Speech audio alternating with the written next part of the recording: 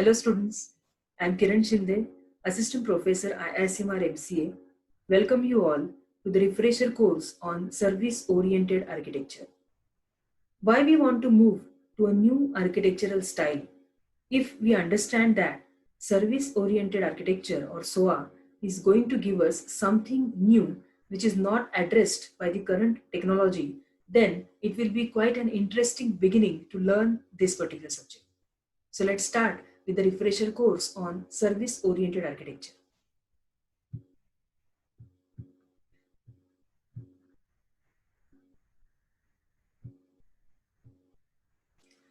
In this refresher course, first we are going to understand the prerequisites which are required to study this subject. So let's see what are the prerequisites. Evolution of enterprise applications with respect to basic client-server application model, understanding rise in enterprise applications, and fundamentals of cloud computing. So in the first point, we will be discussing about the client-server application model with respect to the various tiers involved. First, we will begin by understanding what is an enterprise application. Enterprise application is an application used to satisfy the needs of an organization rather than an individual user. There are some examples listed here, such as enterprise resource planning, customer relationship management, human resource management, and supply chain management. So these are some examples of enterprise level applications. But we need to understand what are the challenges which are faced in maintaining such enterprise level applications. So let's see. The first very important challenge is scalability. What do you mean by scalability? Let's take an example of some big organizations such as Boeing, Johnson & Johnson, or General Motors. They are having hundreds or thousands of employees working at hundred of locations in the world. So this is true scalability. Second example can be an e-commerce application. When hundreds or thousands or lakhs of users hit that particular e-commerce application at the same time, how well that particular application can handle that scalability. Second challenge is heterogeneity or the diverse environment. Now the diversity can exist at various levels. Diversity can exist at hardware level, software level, or even at application stack level. So it is challenging to observe that how well your enterprise level application can cope up with any kind of diversity. Third challenge is time to market. Now, if you see today's scenario, everything has to be very much faster. So time to market actually talks about how fast you can launch your software or your application as compared to your competitor. Like gone are the days when the software development cycle used to be 18 months old, but now that cycle has minimized to 3 months and even smaller than that. Fourth challenge is cost. Now here the cost can be viewed from two aspects. First is development cost and another is operation and maintenance cost. So the cost factor is also very, very challenging. In today's scenario, the cost incurred in the beginning, or I can say the cost incurred in the initial acquisition of the software is quite less as compared to the operational or maintenance cost of that particular software.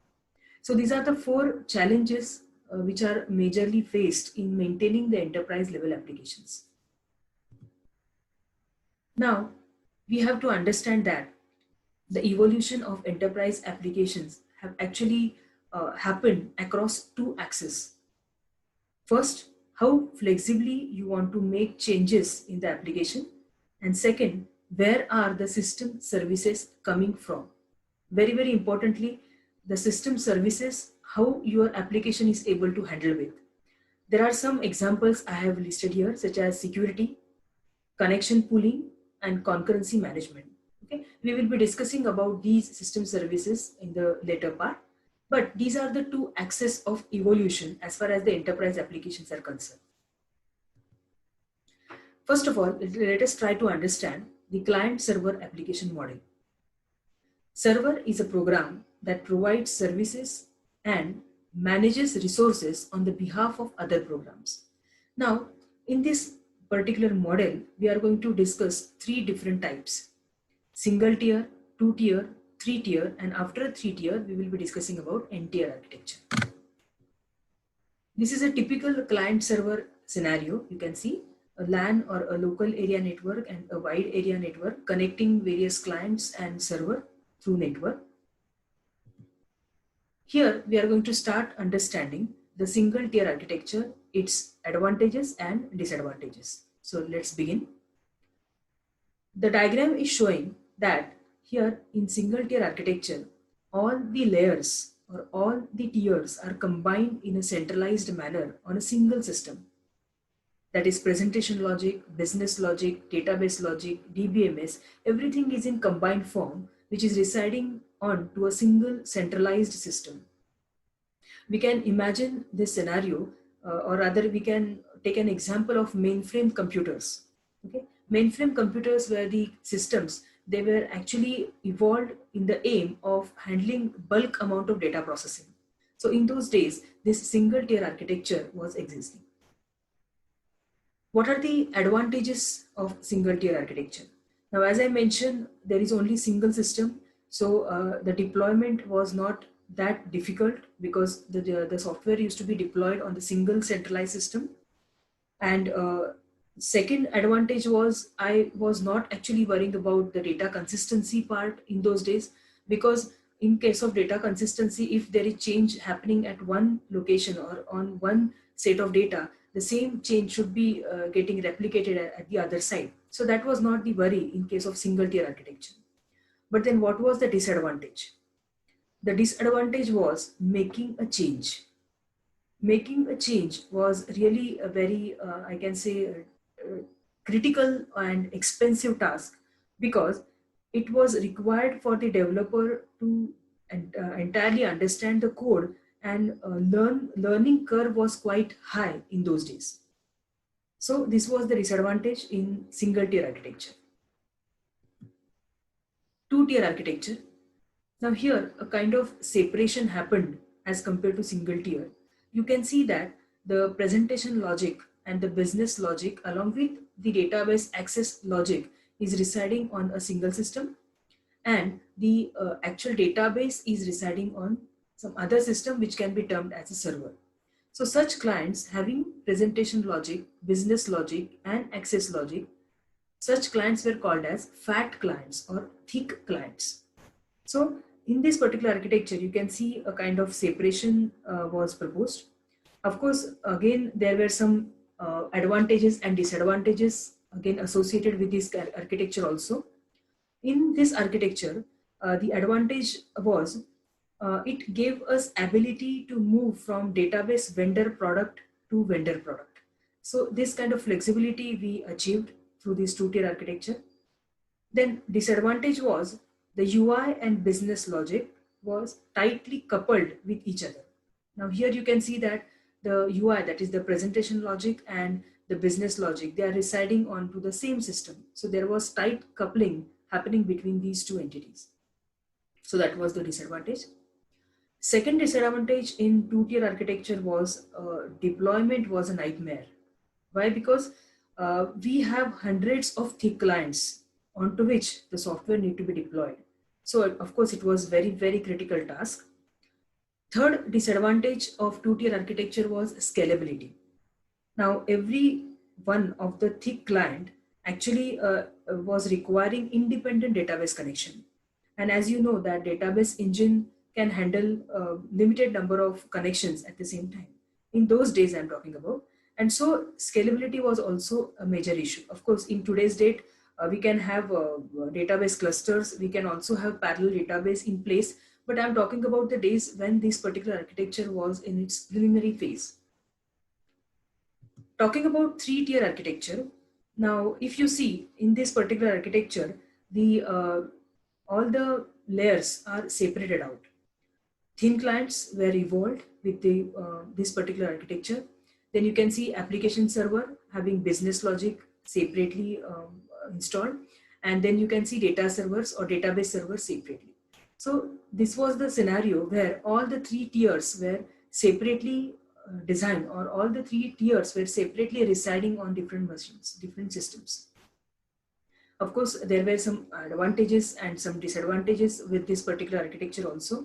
If you see, when there is kind of decentralization happening, then of course maintenance will be quite troublesome part here, because the database server is maintained separately. The business logic is residing on some different systems. So that was the drawback as far as the maintenance is concerned in case of three-tier architecture. Let's move further. And after that, the era came of N-tier architecture. The N-tier architecture was evolved to support enterprise-level client-server applications by resolving issues like scalability, security, and fault tolerance. Let's have a look at the advantages of N-tier architecture. Scalable and decoupled, very, very important advantage. Now you can see an example. The data tier can be scaled up by database clustering without other tiers involving. Because the database tier was separate, it was possible to scale up that particular tier independently. Web client side can be scaled up by load balancer easily without affecting other tiers. Again, the same advantage. Windows Server can be clustered easily for load balancing and failover. Means all the three tiers we have just watched, the basic three tiers in three-tier architecture, every tier can be scaled up independently. So that was the advantage in N-tier architecture. Now, let's have a look at the evolutionary path. How exactly the evolution has happened, and in today's date, how we have reached to today's service-oriented architecture. Shifting from single tier to multi-tier architecture, monolithic model to object-based application model, and finally application-based client to HTML-based client. So this is the basic shift which has happened in this particular evolutionary path. Of course, very importantly, we need to understand what has triggered the change. These are the three main issues, or these are the three main aspects which has triggered the change, which have triggered the change. First, advancements in technology, changing business needs, growing business needs, difficulties with the existing technologies to keep pace with the changes happening with the business or the requirements coming from the users. So these are the three main features, or these are the three main aspects which have triggered the change. Now, let us look at the 5-point assumption. First, very importantly, the business have become more global and collaborative in nature. If you see today's business, like we take an example of Amazon or online shopping with your Amazon website, we can see that there are various sub-organizations or various other organizations the Amazon is working with. Like when you place an order, that particular order is dispatched, it is shipped, where the shipping organization come into picture, where the logistic organization come into picture, the delivery happens. All these organizations are actually working in collaboration with each other. Even Amazon do not own any financial institution.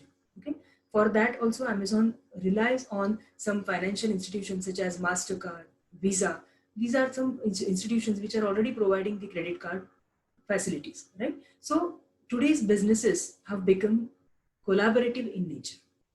Internet is looked upon as a medium to do business and has become ubiquitous. Growing competition and advancements in technology have led to a desperate desire to be agile. Business automation built with existing technologies and methods are unable to keep pace with this transformation, and the cost of an own and operate approach have far outshined the capabilities of small businesses. So these are the 5-point assumption with which we will understand why it was necessary that the service-oriented architecture was evolved. So time to shift thinking.